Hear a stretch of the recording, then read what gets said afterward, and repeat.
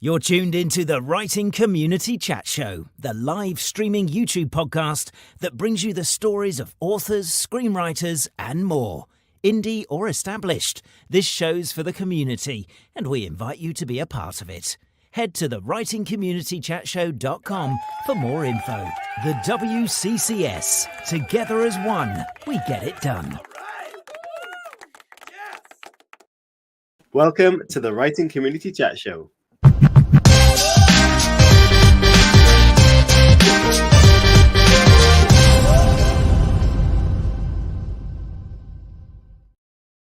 Hello and welcome to another episode. This week we've got the second bonus show for you guys, and it's season 11, episode 20. We are piling through these episodes, and tonight we've got another fantastic guest on for you, someone who has written a lot of books, and we're going to get deep into that conversation soon.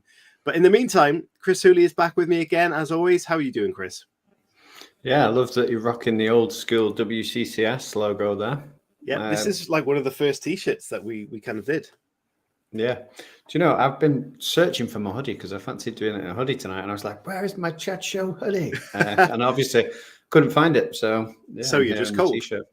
Yeah, just a little bit. Well, before we came on the show, our guest and myself were talking about how we have lots of cables for charging things, but when you want them, you can never find them. Kind of like your jumper, Chris. Yeah, I guarantee it'll turn up on Saturday when we've done 3 shows on the bounce, and it'll be really sunny. Yeah, the sun will be out, yeah. So in the chat, hello to you guys. Thank you for tuning in live. If you're watching this back, listening back, thank you. The links to tonight's guest for the books and the webpage is in the chat, description of the video. If you could like the video, thank you, please do so. And if you haven't subscribed, do that, because we're progressing nicely in that area, and we want to get there even quicker and have you as part of our community. So yeah, looking forward to tonight's guest. I keep saying last week, on Monday's show, just 2 days ago, Tatiana Denford was an absolutely superb guest, and I think me and Chris both really enjoyed that show because there was so much value taken out of that show. So if you're an author that really kind of wants to learn a bit more about the process, but also how publishing kind of works and the reasons behind why Tatiana went from self-published and decided to go published and agree with that decision, then check that show out, because Chris asked some great questions in there that got that information out. So yeah, very good show, I thought. Yeah, I mean, she was a fantastic, absolutely brilliant guest in terms of, you know, she's done it all. She was self-published and now obviously with a big publishing house and hitting great numbers in both categories. So, you know, it's rare that we get a guest like that. That has a very unique journey into writing, but you know, when they come on, they're invaluable, and yeah, I definitely recommend people go and check that out if they haven't already. Yeah, fantastic. Okay, so let's get tonight's guest on, and we're going to delve into their writing story as well. As we mentioned, this is a show for the community, so you can ask questions throughout this show, but also at the very end, there is a section for you to ask questions specifically, which could be a little bit outside the box if you like to at that point. But try and keep them author related in the middle of the show. But I'll introduce tonight's guest. Chris, we've brought back the book promotion, and we do have one for tonight. And I have made the little video. So you haven't seen this yet, but in the middle of the show, we will do that. So let's get tonight's guest on. Tonight's guest is a USA Today best-selling author of over 40 books, which is incredible.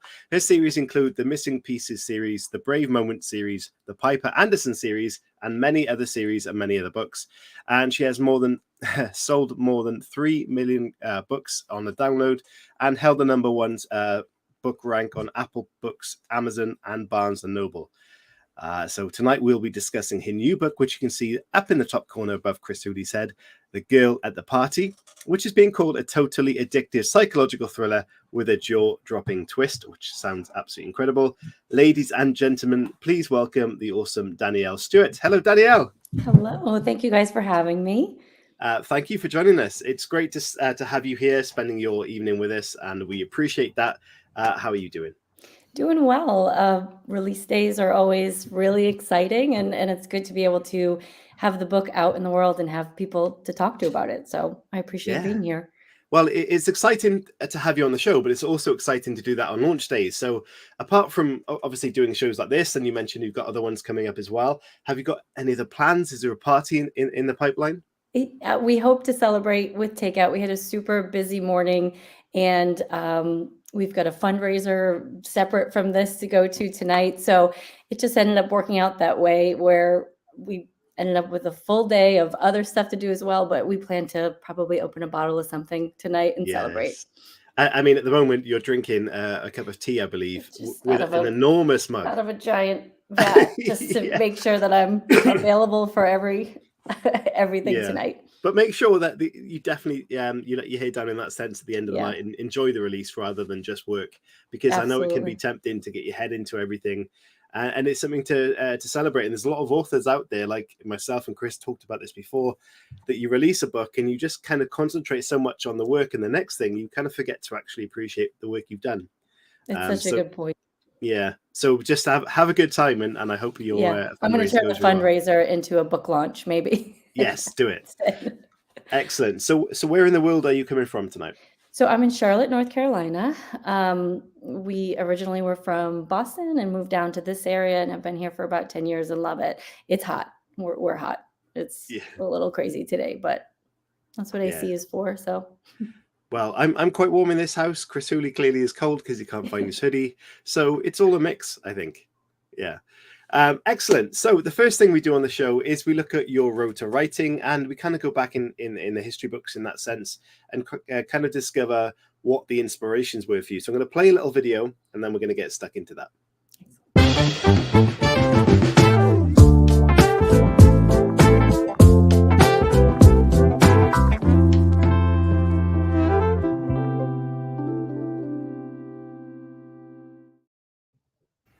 So then, Danielle, what was the inspiration for you? Were there any significant figures? Were any significant books? And what were the first steps that you took?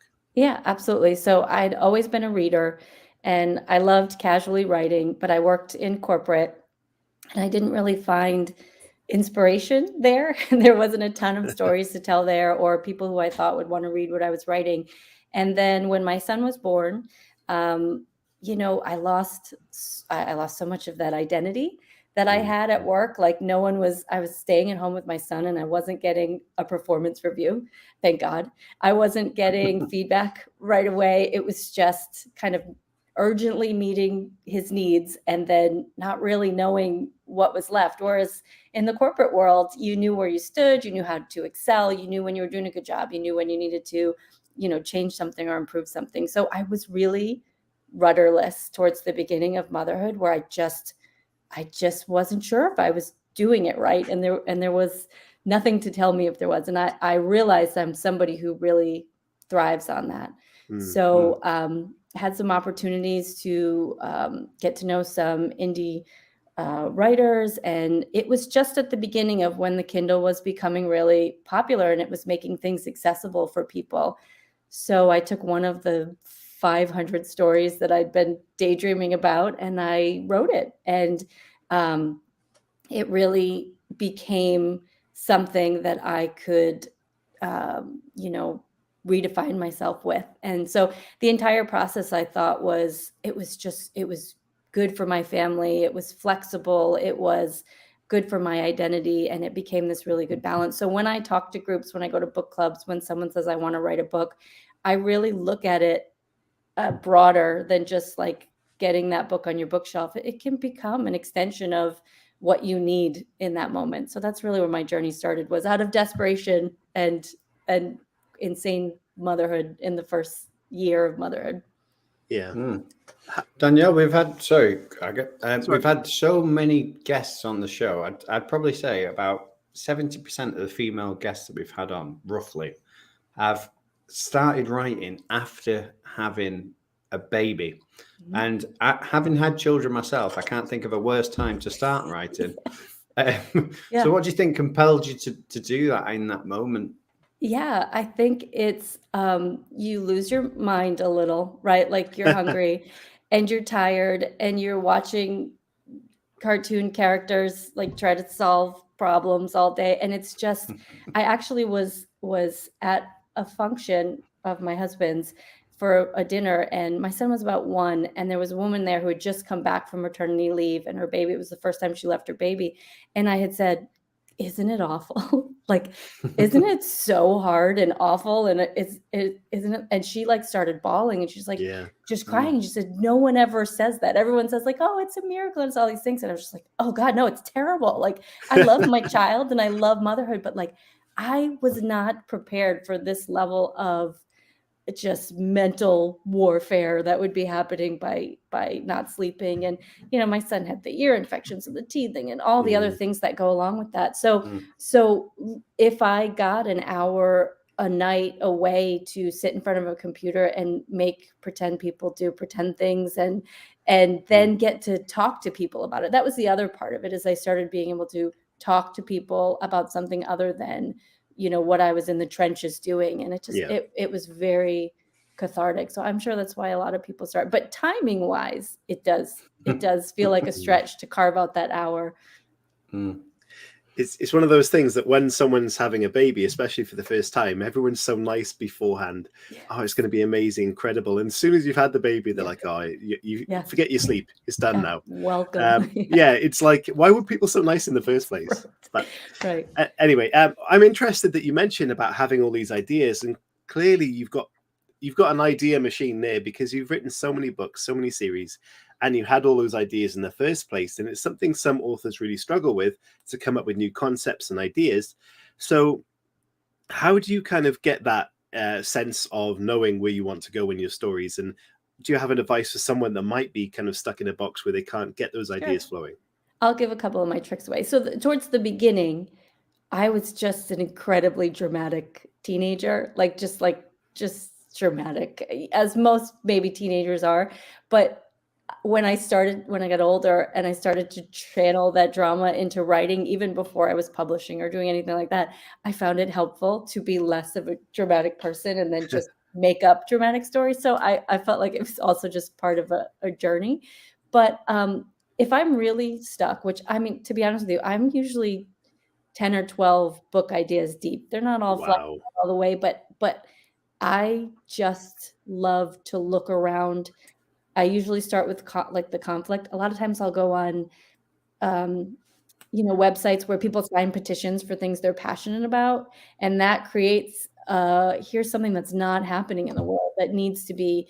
And so that'll start as a seed of a conflict, and I'll start researching that more.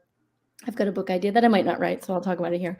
But in the US, we have something called the boyfriend loophole, which is related to domestic violence. And there are some dramatic loopholes within that system, and people are really trying to get some of that change. And I thought, boy, that's incredible that still exists today. And there's a seed for a story in that. So sometimes I just look for, they don't have to be hot button issues necessarily, but just what are people passionately trying to address? And then I like to find a story in that. That's a great idea. I like that. And it also means that that's very topical at the time as well. Yep. So you're writing to a direct audience in that sense. So it's a really good tip. Yeah.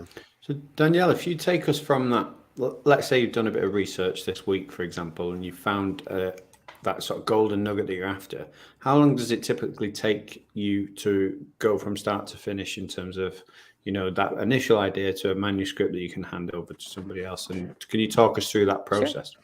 I will say I'm unique probably in this. I wouldn't set this as a benchmark. I have a lot of things I don't do well, which is why I have admins. I have people within my business who are like, don't touch any of these buttons. Just write your book, but don't touch the taxes. Don't do anything. So this is really my wheelhouse, and my success in being able to do that quickly comes from surrounding myself with people who say, don't do these other things. But to answer your question, I can go from idea to rough manuscript sometimes in 6 weeks. And then it's that my advice that I give everyone is then I let it go to other people. I do not revisit it. I don't go back even as I'm writing. So I just write it. And then I've got people who understand that chaos that I've created, maybe 5 or 6 people within my group. And they just come back and say, love this, hate this, this was great, didn't like that. And that's where the second draft came from. But most of the people talk to who are struggling to get their manuscript finished is because they are just in chronically kind of adjusting and tweaking. And I find that my process is a lot better. Now you have to be comfortable enough letting people see that, and I am with those people where they're just like, wasn't this person, didn't they work somewhere else like 2 chapters ago? I'm like, yeah, we'll address that later. But I find that not getting bogged down in the details in a first draft can really accelerate the process. Certainly. I think getting that first draft out, whether it's as messy as possible or tidy, it doesn't really matter as long as you get that page. You, as they say, you can't edit a blank page. That's it. And going back and just editing on as you go can become a distraction or a barrier to actually that flow. So certainly, yeah, I think if you're not someone who does that, then certainly try and practice first draft without stopping. Yes. Even if it's a short story, just to test the theory.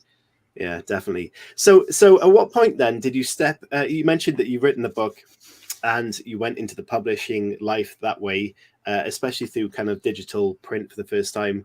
How did you approach that as someone without the experience of that time? I had people really close within my network that literally gave me the playbook. And towards the beginning of this process, 10, 12 years ago, it was more straightforward than it is today. It was a little bit more intuitive. You were writing the book, you were clicking publish. I mean, I had layers of editing and stuff in between. Then you were getting a BookBub, and then you were moving on to the next. Was that me? No, I think that was Chris's okay. window. Okay. So it has become more difficult. And that's when I started trying to find people who could, offset what I'm not good at and say, how can I, I'll lose 2 weeks trying to format this. Whereas I could have somebody who's really good at that, do that in an hour. And I got that advice early on, was just, I think it works for any industry, but if you can surround yourself with people who are good at what you're not, you'll have a higher level of success. So that's the big question then. For a lot of people, they can figure out certain things about their writing, and they can attempt certain things, but surrounding yourself with a team is something that a lot of people won't have actually even thought about. So how do you put those people around you? Sure. It's moms usually. Honestly, it's moms who are like, I will take 2 hours away from my children gladly. Let's go sit at a coffee shop, or let's go. That's been my experience. They're flexible, they're nimble, they'll learn something super quick, even if it doesn't have to be that this is their industry. It just has to be that this is their skill set.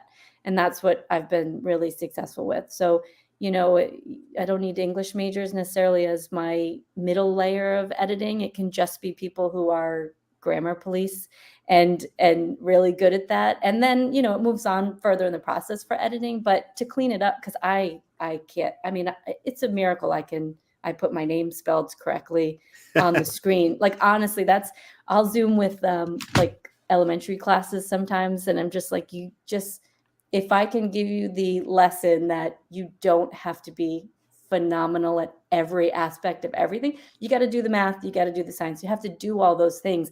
But I spent so many years just thinking I couldn't tell a story because my creative brain works much better than the other side of my brain. But yeah, for building a network, I started, it's like a cousin. It's like a mom and mom's group, and it starts small, and some people like it and stick around, and some people don't like it. It's not a good fit, but it started really, really casually, and just because they wanted to see me succeed and they were looking for something a little extra, and it worked out really well. Yeah, it sounds great. It's a concept of building your local community around you as well to use that for your benefits then. Yep. Danielle, take us back, if you can, to the moment where you just had the baby, you're writing your first novel, and then you feel comfortable enough to share your writing with other people. What was that like for somebody who had never experienced it before? But also, what advice could you give to somebody who may be going through something similar at this time? Yeah, I think it's just part of my personality makeup where I wanted the feedback because like I said, I was missing it so much from my former career. I didn't realize how much of my identity, probably in an unhealthy way, was based on like, am I doing good? Or even if I'm doing bad, that's okay too, because then there's a path forward for me. So I'm highly motivated by feedback. And so I was excited to get it out to people. And the other thing is, I know that it's probably a little bit unique, but like I've never read a bad review and felt bad. It's I mean some of them are wild and I'll get a kick out of them, but I don't I grew up in a big family and big jokers and my husband and I are like that. We are just, it's so I just think I had a thick skin to it towards the beginning, and if it was something concrete, then I tried to use it as motivation. If not, I didn't lose a ton of sleep over the bad reviews, and they were there. I mean, they're on every book you're going to put out. You're going to miss the mark with somebody, but so I was welcoming the feedback. I felt really excited for it, which is I think a part of why I've been able to be putting out as many books as I have, because I'm a very look forward kind of person, like on to the next thing kind of person. Yeah, you can see that throughout your collection of books. And as I said, the link to that website is in the description of the YouTube video. There are many series collections within your writing, and it's something that series is very challenging for people to take on and also for readers to actually invest in. But obviously it's something that works for you. So you've obviously mastered the ability to create an enticing series for readers. What advice have you got for creating a series? Because I think people will be, especially new writers, will be quite timid about that, because it's a big commitment to go down that route if you don't think you have the ability to draw those readers in. Yeah, it's thank you. I appreciate that. And I didn't know any better. I think I didn't know any better. So at the time, a lot of people were doing first in the series free, and I liked that because I knew that I, didn't have an audience and I wanted to build one.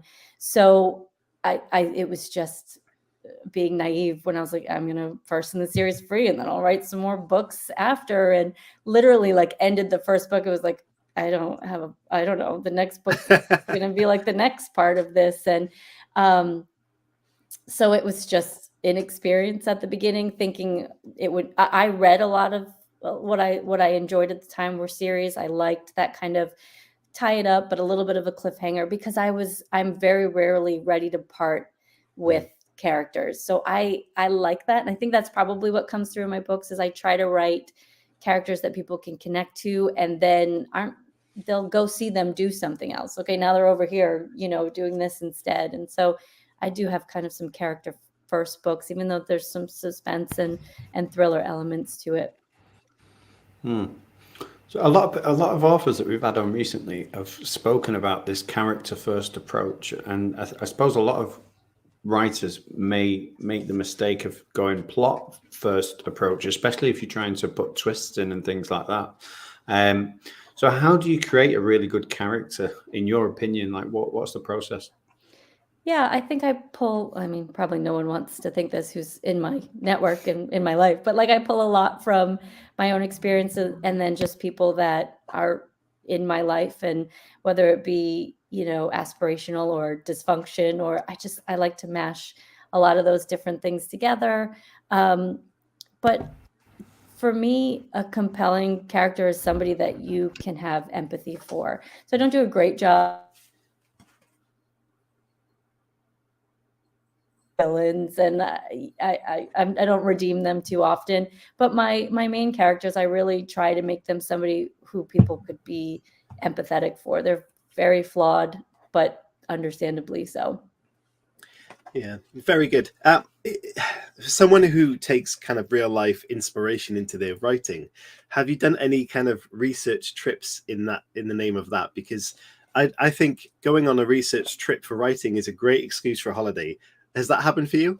We did a little bit. I'm not well traveled. How's that? I No. grew up in a really small town in Rhode Island, in New England, and I mean, until my mid-20s, I really hadn't been to many places. So yes, but it's legitimate because I wouldn't be able to describe an area. I wouldn't be able to go out to the desert here and really be able to do it justice. So we have done some of that for sure. I can't remember if it was the chicken or the egg, if I wanted to go out there and then I just made it a setting, or if it was going to be a setting and then we were going out there.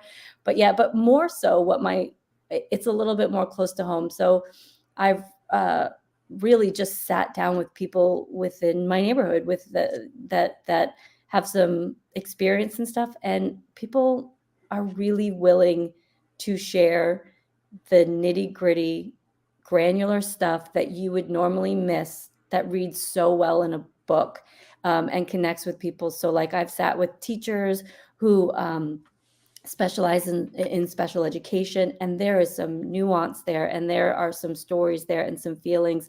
I've got grief layered into my books, and while grief is not universal, there are just some, you can tell an anecdote about grief that will resonate with so many people, and that's really where I try to get, whether it's, I've had a lot, and if I say, hey, do you want to go get coffee, and are you comfortable sharing a little bit of your experiences, people love to. And I think I do a good job of being able to extract out, what will resonate broadly. And so I don't do a lot of trips, but I do a lot of trips to the coffee shop with interesting people. I think that's a really fascinating thing. Just as podcasters, I know you mentioned you do that as well, that just interviewing people is a lovely thing to do because you get to learn a story. But there's also a way of doing that. If someone thinks now that they want to go and do that in a coffee shop with someone locally, there's also a way to do that respectfully as well. And I think that's something to be aware of, that these people might be talking about sensitive subjects. So Absolutely. Just be aware of that step, that you're not going to tread on toes in the wrong way and perhaps pull up some trauma of the past or something like that. So Absolutely. yeah, I think it's a really, really good idea. I love the sound of that, but just be careful with it. Absolutely. That's really good advice. And making sure that they're really comfortable. Now, I will say most people, after doing that and then reading how that manifests in the story, feel really honored and really happy, whether it's military or, any of those things. I always hope to do it justice, but so far it's been well received, where people like to recognize themselves and their input in that story. It's fascinating. I bet that's a lovely feeling as well, getting that feedback, the live feedback from them. So with someone who's written so many books, this is a bit of a wide question, but what is the weirdest thing that you've researched on the internet that might get you in trouble if your computer was ever seized? I mean, In the name of so writing. much murder. So many ways to end someone's life and dispose of them. Honestly, and I didn't set out to write books that centered on that, but they're just, it's a phenomena, and people are fascinated by it. I'm fascinated by it. I think that was really a turning point for me when I realized that, and I don't know if it's the same in different groups, but the women in my life devouring true crime as like meditation, as relaxation. It's quite worrying, isn't it? Someone needs to do a study, I think, and find out what is happening. But it is not a small subset of the people that I know. It is all the majority of people I know are just jogging, listening to a jogger who got I don't know why we're doing this to ourselves, but honestly, so that has driven probably way too much of my search history. But I have implored my husband that if anything happens to me, first thing you tell them is that she's an author and this is all okay. True crime has blown up massively, especially in the audio podcast world in the last couple of years, and it's something humanity is fascinated about. Looking at the Jeffrey Dahmer series that came out recently, and all these sorts of things. I don't know why, but we have the fascination there. But I wonder if someone's ever been in trouble for their search history. It must have happened somewhere. It has to, or if something awful happens after, right? And you just, I don't know. I do think about it almost every time that I plug in, what poison can you put in soup? But I'm always oh God, I'm not making soup. I am not making soup the rest of this month. Don't eat soup if Danielle makes it for you now. Right. Just leave it alone. Cool. Okay, we're going to play the next video, which is part 2 of the show, which is all about your new story. Released today, people. The girl at the party. We're going to talk all about that. So once this video plays, Danielle, we want your best pitch for this book. No pressure. We'll be right back.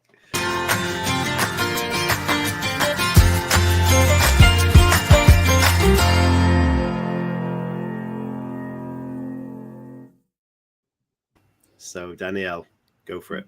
The Girl at the Party is podcast-based book that follows 5 friends from college who are circling back on a murder that touched their lives and are now invested in trying to solve it.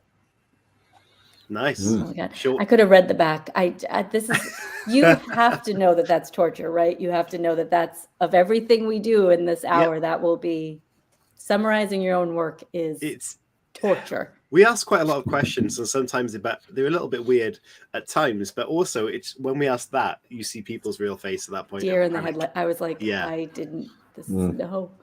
I A lot of the time people can't, a lot of the time people can't remember because they're 2 books on from that, and they're like, what? This I wrote this last year. Like, you read it and tell me what it's about.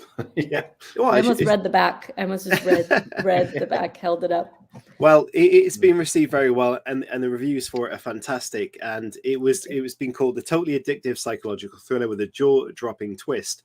And having seen twists on TV shows and read them in books, it is something that is a wonderful thing to be able to do in the writing world. So how early on in your writing of this story, as you mentioned, you write first draft straight through, did you see this twist? Did it naturally form, or did you insert this? How did that happen for you? I always have the twist first, usually. So I have the seed of an idea, and then I think of what's the worst thing I could do to people who are reading this.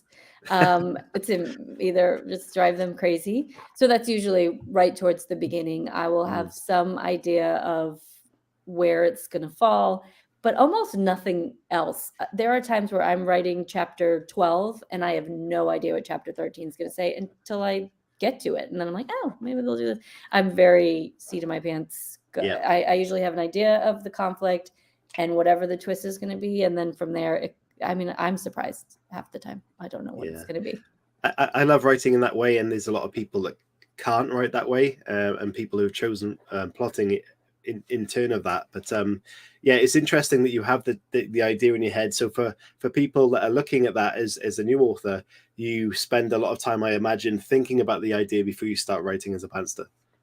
Yeah, absolutely. At least that moment, and the moments around it, I do try to say, I really feel like this will be powerful, and I'll build at least that part, and then I'm kind of writing towards that, and that seems to keep me grounded enough in pace and all of those things to be able to do it. But I feel like that's what I look for in a show and a book. So I really like that part to be strong. And it's harder than ever. Maybe it's not. It feels harder than ever because there's so many people doing it well, and there's so many things that are popular in this space. So to be able to still grab people and shock them a little bit it's tricky. So it takes a little extra time. Yeah. So Danielle, imagine, if you will, you sat there with your friends in a coffee shop and you're describing the girl at the party to them, and then you get a nosy Parker over your shoulder going, oh, that sounds good. What's it like? Would I like this if I like, this TV show or this book? Like, could you give us a little comparison of something that you've watched or read? Sure. Yeah. That you think is similar? God, that's so hard. I will start by saying, I don't think I'm as good as any of those things. That's how I would start it to the person at the coffee shop. I would say, it's not even quite close, but, oh, that's tough. I think, here's what I'll say, because comparing it would be tricky, I think. But I think what Colleen Hoover is doing right now with books like Verity and things like that are the essence of what I like to try to capture in books, where you are compelled and invested and then surprised. So would not put my name up next to hers for anything, but I think that's really what people are looking for these days. I think that's the trend right now, and I really that's what I'm reading. So that's what I was trying to capture. Agus muted himself. I have. One of the sorry, Did you one see of the the reviews. panic? I was like, One of the reviews for this book, and we like to pull up a review and kind of read through it. And trust me, it's a good one because there are no bad ones for this. I'll put it up on screen. I'll read through it, and then we'll ask a question off the back of it.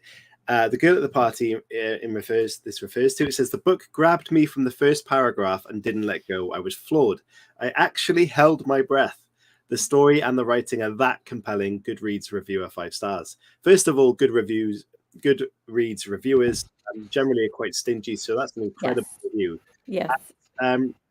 Grabbing someone from the very first paragraph is a skill in itself, and getting someone to hold their breath, incredible. So clearly you are writing a lot of suspense in this novel. How do you write suspense in a novel? There's a lot of people that would like to know how to do that if they're not very good at it. What advice have you got? Sure. I'm scared of everything. Like just baseline risk adverse. So I come from that place normally of just like, what would keep me up at night? And it's a long list. And so I feel like I have no shortage of like what fear should be experienced. I think once you personalize that character, I think that's what amps it up, because you're sitting next to them and you know who they are and you know how they're going to react to it. So I feel like establishing the character. And in this book, I hope that the female point of view character that's in there, I hope people can resonate with that, because again, it's from talking to people. And I really tried to capture what caregiving is, what healthy caregiving is, and then what unhealthy caregiving is. And so, you know, there's a sibling relationship in here that's a little bit disproportionate. And so it doesn't really answer the suspense part of it, but I think what makes it compelling in suspense is, first, I'm introducing you to someone who I feel like you can probably connect to, because I think caregiving is just front and center for so many people, especially over the last few years, and just how many dynamics are changed and kids being home and different stuff like that. And then once you are connected to that person, I feel like you're kind of on that roller coaster with them. So that's always my goal first. So with that in mind, was, say, lockdown, for example, an inspiration for this novel? Because you mentioned caregiving in that scenario, and it was very kind of a claustrophobic time for a lot of people. Yes. So was that where the kind of idea came from? Yeah, I was talking to, commiserating with, whatever you want to call it, of where I'm writing a book, online school. You know, we do elder care for our parents. We are like that sandwich generation of really trying to keep all of that going. And then I think COVID just amplified it. And then when you're having those conversations with people, it just, like, everyone in my network was meditating to true crime.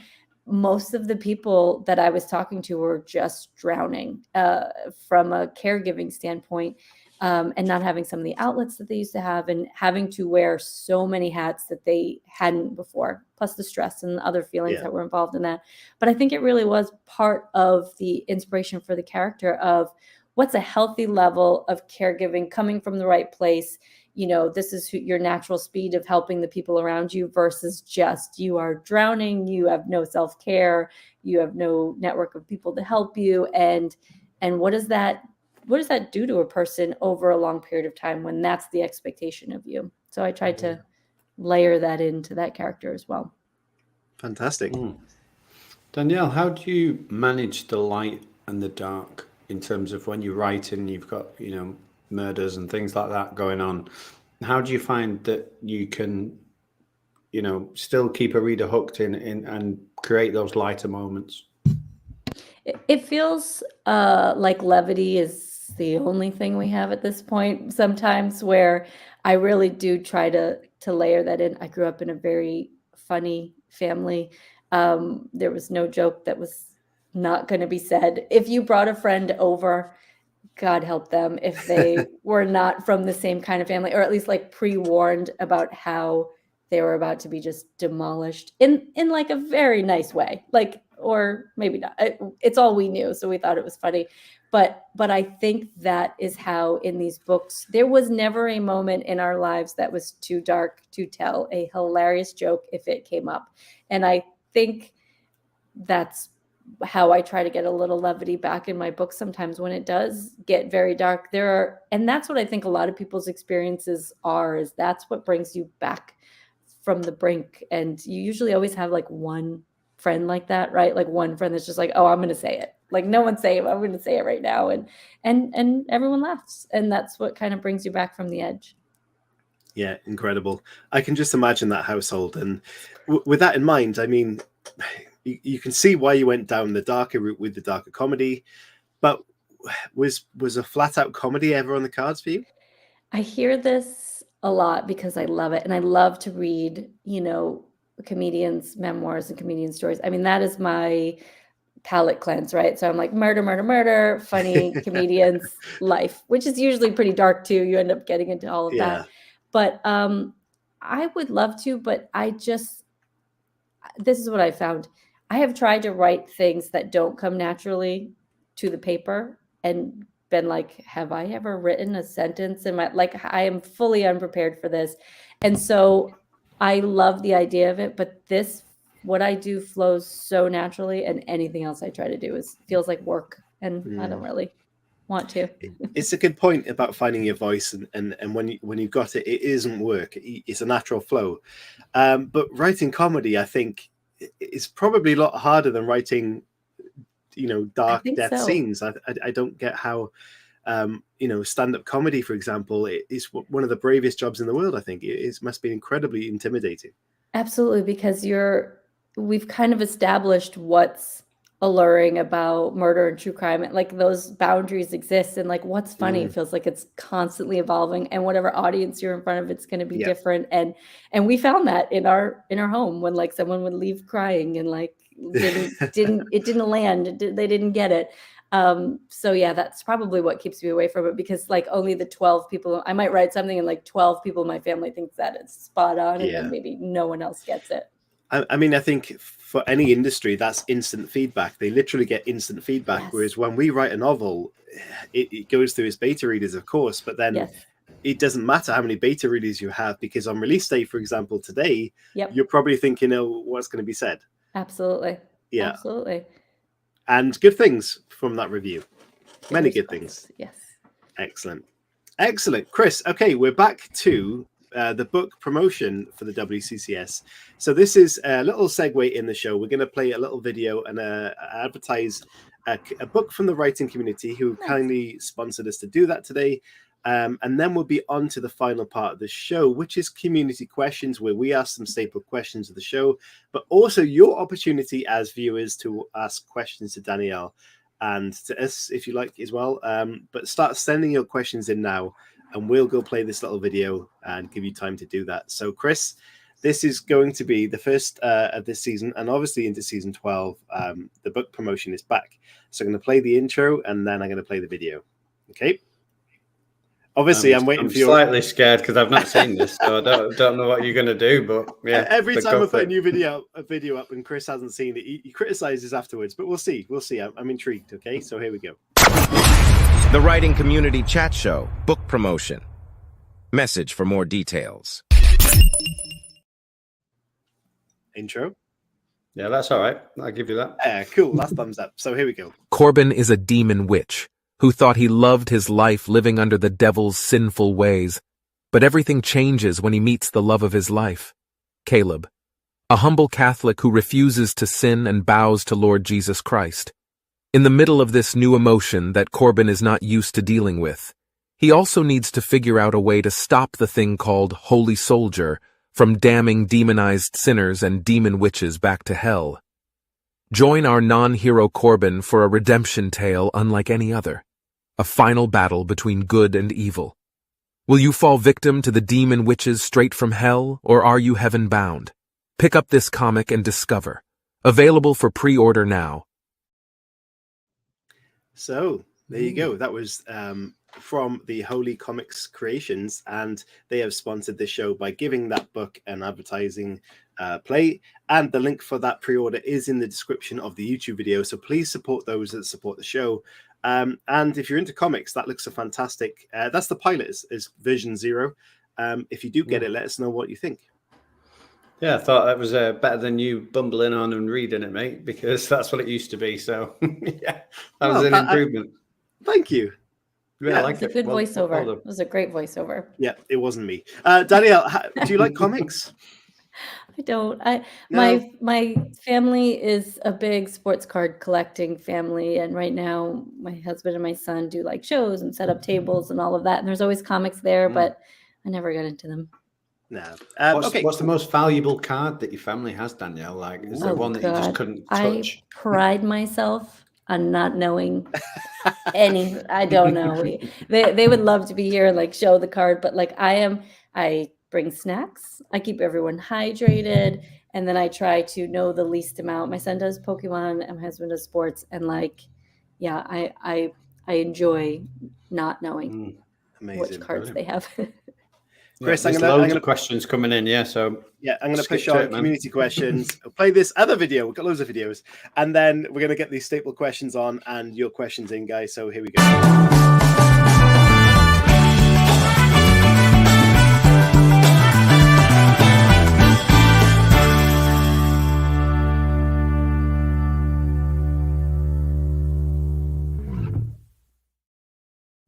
Still catch myself dancing to that. Chris, start us off. Yeah, so the first staple question that we have is, if you could take any character from fiction and make that character your own, which character would you choose and why? Oh, so I probably would do Mary Poppins. Honestly, I don't know if you've had that answer before. No. But like, I'd write her in. I'd make her follow me around, just get my life together. That bag, she has everything. I have nothing of any use in my bag. She has everything. I think I could just use this day and age to Mary Poppins energy. Nice. I like that answer. I thought you were going to go with a dark twist and like the bag was going to reveal a load of weapons and suddenly she was a child murderer. It's 2023, so I don't know where Mary Poppins would be today in this environment, but I know she'd be prepared at a minimum. I thought you were going to kill her off myself, but anyway, excellent answer. Okay, if you could take the ending of any fictional story, whether that be a TV show, a film, a book, and change the ending, what ending are you going to change and why? Oh, all right. Probably obscure. I doubt either of you have seen it. Labor Day with Kate Winslet, and I won't ruin the ending. No, I mean, it's like from 15 years ago, so if you haven't seen it, spoiler alert, it's your own fault. But essentially, it's just it's this gorgeous story, doesn't work out with a happy ending until like 30 years later. And it's like all you can think about is like 30. And I think if they just would have like chatted with each other, you know what I mean? Like, it was kind of an easy fix of that 30 years where they could have like worked it out. And then I love that movie, but it's like they should have had a happy ending earlier. Yeah. But Labor Day, check it out. It's good. I think I might have. I'm not sure. It's so good. Rings a bell. So Danielle, one of the other questions that has kind of become a staple this season, because we're on YouTube and this platform is obviously going to stick around for a while and this video is going to exist for a while. Let's go 70, 80, 100 years into the future and somebody is about to take on your canon of work and they're going to revise your characters and create new stories. What advice would you give to them? Wow, that is a good question. I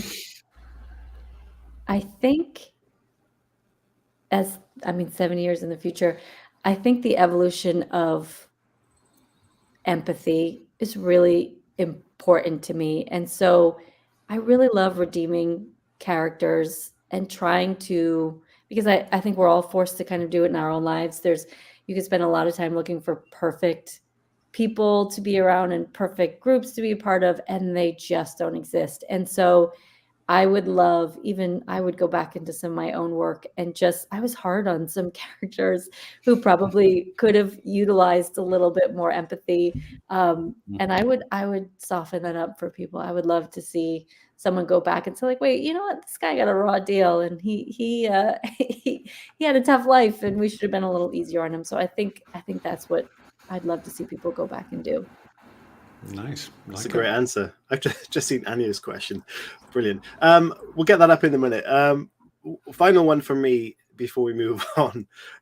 If you could step into any fictional world for one day and one day only, and enjoy that day, or be naughty in that day. I don't know what the question is. Hard. What fictional day or world do you want to spend? Be naughty in that day. What you suggested? I have to change my answer now because I was going to say Harry Potter, and I don't want to ruin that whole. I'm sorry. Just spend the day, and that will be perfect enough. Because then I would say Game of Thrones. If it was that, but yeah, I think either one of those. I know they're just very pop culture-ish, but Harry Potter was such a just defining series for me, as far as I was kind of a reluctant reader when I was young, and that was just, and then I still see it today with my own child, and it's just captivating enough. So probably a little boring, but I think you can have a lot of fun in that world, and I know way too much about it. So brilliant, cool. Fantastic. We're going to get into these questions because I don't want to push your time. I know you're busy today, and we've got some questions, so we will appreciate those. Nicole Hartman, thank you for your question. She says, what podcast do you listen to? A lot of true crime. I like a good Dateline, just like a solid, those voices, those guys and girls' voices in there, very relaxing, regardless of what they're talking about. But then I do a lot of comedy to kind of, like I'll do Smart Lists and some other stuff just to break it up as well. And a lot of audiobooks too. I'm just multitasking at all times usually. So, but a nice solid series, true crime. There's one called Someone Knows Something, and I really enjoy that one. They really stick with the story for like, I have the type of like stamina to like do 8 episodes, even if like 2 of them are a little like, oh, we didn't really need this one. I enjoy that duration that they give to a true crime story. True crime one I listen to is The Last Podcast on the Left. It's a bunch of American guys who are really kind of silly, but they do the same. They spend a couple of episodes on each one. Get quite dark, but I like it. And that, along with some other audio dramas, basically like We're Alive, great zombie audio drama. Chris, what about you? And of course, this is a podcast too. Yes, and this one. Yeah. I mean, I'm a big fan of Talking Scared at the moment. Neil, who we've had on the show, he's had some huge guests on there, and they do deep dives into some of the best horror books out there. So I found it fascinating. They did 3 hours on Stephen King's It. Wow. And they talked about everything in so much depth, and I just thought, that's brilliant. Is that off the back of the one where Stephen King actually replied recently to that? Yeah, he responded and tweeted it out. Incredible. Yeah, which was pretty fun. Like horror royalty, they're responding to the show. Thank you, Nicole, for that question. And we got one from Jen Tripp. Jen says, "Hi, what is the most compelling true crime story you heard that sticks with you today?" There are so many. Remember, I said I'm afraid of everything. This is why someone needs to do a case study, okay? Because I am afraid of everything, and I am listening to all of this stuff.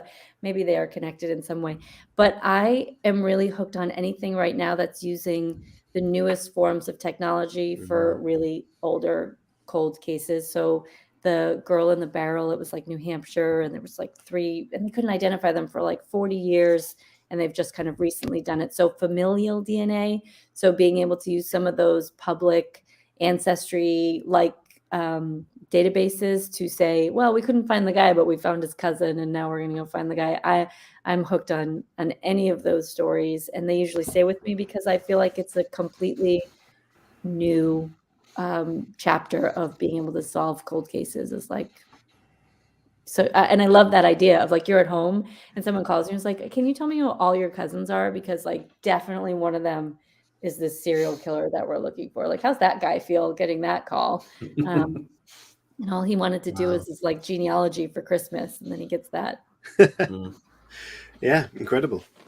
I think the one I listened to about the true crime podcast about Jack the Ripper blew my mind a little bit, because I didn't realize that Scotland Yard had so many imposter confessions. And that blew my mind, that people were saying that they were the ones that did it and it wasn't even them. So they spent a whole year investigating something else that was nothing to do while the murders were still happening. And that's just crazy what people's minds go through at the time. No idea. Halo, thank you for your question. What was the best unplanned scene you Discovery wrote? Oh, I mean, it's not exciting to anyone else probably, but I had this really compelling young character, and she was kind of in a little bit of a love triangle. And I ended the chapter with her like walking up to one of the men, and you didn't know who it was. And I wrote the next chapter where she had just decided to go home instead, and it was her dad she was walking up to, right? And she just, neither one of the situations, and I think it was so surprising to me because like I should have done that maybe like 10 times in my life, right? And I had the ability in a character to do that where she was just like, yeah, that's not quite right, and that's not quite right, but like you can always go home. And so the person she was walking up to was her dad, and I just thought that was, it shocked me when I wrote it because I was really trying to figure out like which one of these guys. And sometimes in that moment, she ends up with one of them later on. But in that moment, it was, you don't necessarily have to be on that one direct path. And so kind of going home was very healing and all of that, and prepares you a little bit more. So that one surprised me. Fantastic. Nice. Yeah. Chris, I'll let you read this question out from Anya, and then we'll finish up with our last couple of questions and about what's coming up. And I think this is a very much now question. So here it is. Go for it, Chris. I'm trying to pre-read it, but question: what is the best course of action when a child gets into a paint can and spreads it all over the family's electronics? I have an answer for this, actually. Yeah, absolutely. You just paint everything around it too. So you just graffiti, and then when people come in, you make it like it's a real stylized choice that you guys went with, and drop names, magazines that you'd seen it in. That's really all you could do.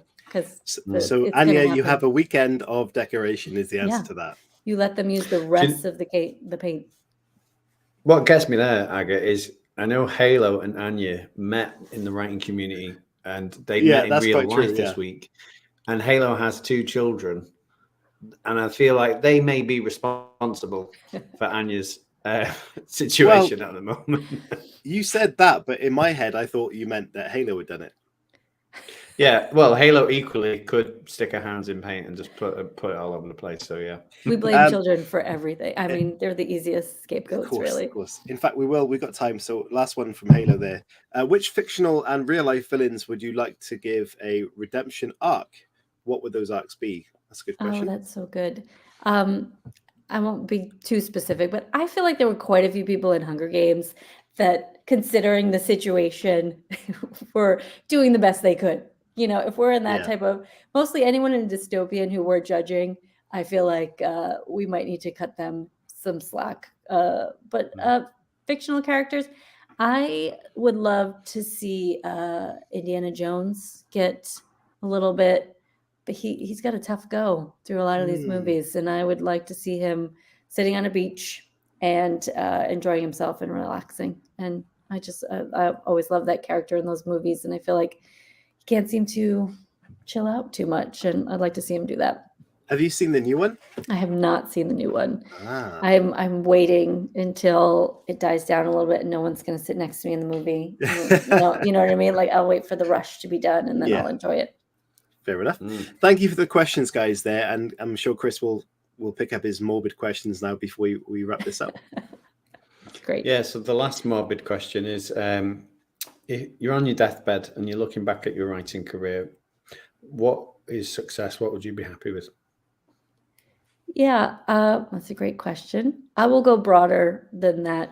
So I feel really lucky in my writing career. It has given me the flexibility to be at school for, pajama day and the Christmas parties and whatever else is involved in that. It might mean that at 2 a.m. I'm trying to write something, but it has really allowed me to be front and center as my son is getting older and experience a lot of great things with him. So I feel very successful in that. And then when I'm writing, I really do try to give voice to things that I'm just sitting around with the people that are in my life and they are frustrated, or there is an issue. It doesn't have to go sometimes it's social justice, sometimes it's just, interpersonal stuff or frustrating things or bad relationships, and being able to encapsulate that in a story and give it a little bit more context, that feels like success to me. I've missed the mark, to be honest with you. I've written some stuff and would cringe and say, like, did I really think that I could nail that? But it's been a learning experience to get closer to that mark every time and try to give voice to some things. But I feel successful in how I manage my time and try to be, I mean, it's awful, it's messy, and don't get me wrong, there's many days where I forget it's pajama day and do all those things, but when it's working and the book gets written and the cupcakes get made and the appointment gets remembered, that's when I feel successful. Amazing. Nice. I'm going to ask you one more morbid question because it's come into my mind.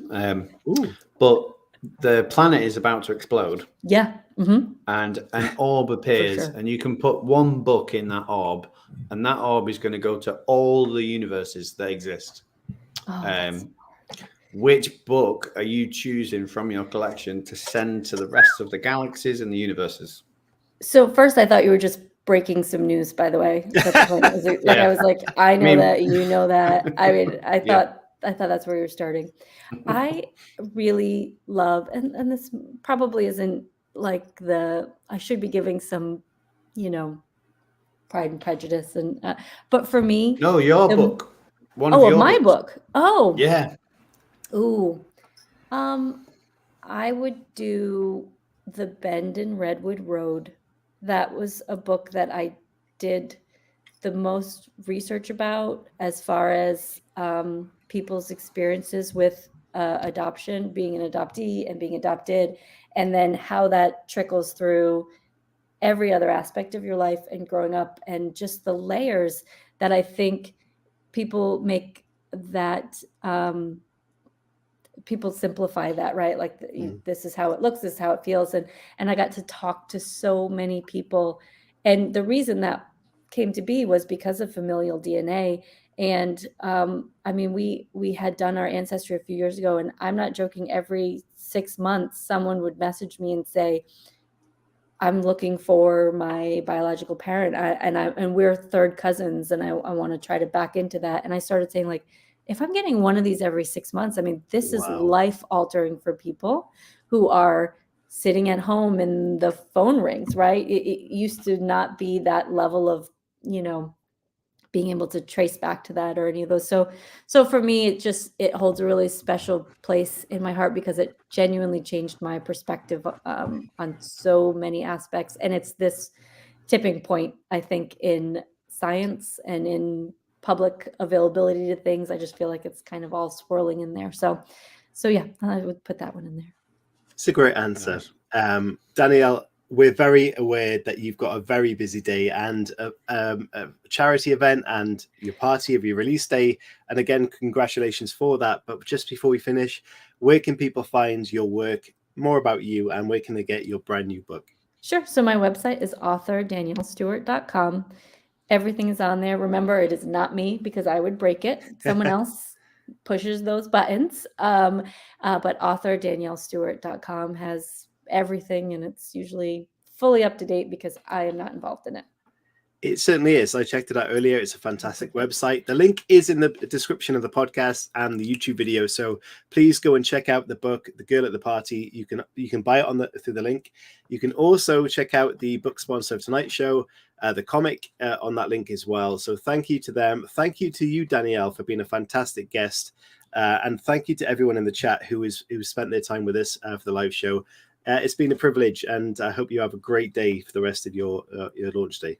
Thank you guys so much. I appreciate the conversation. This was excellent. Oh, thank you so much. Chris, anything else from you?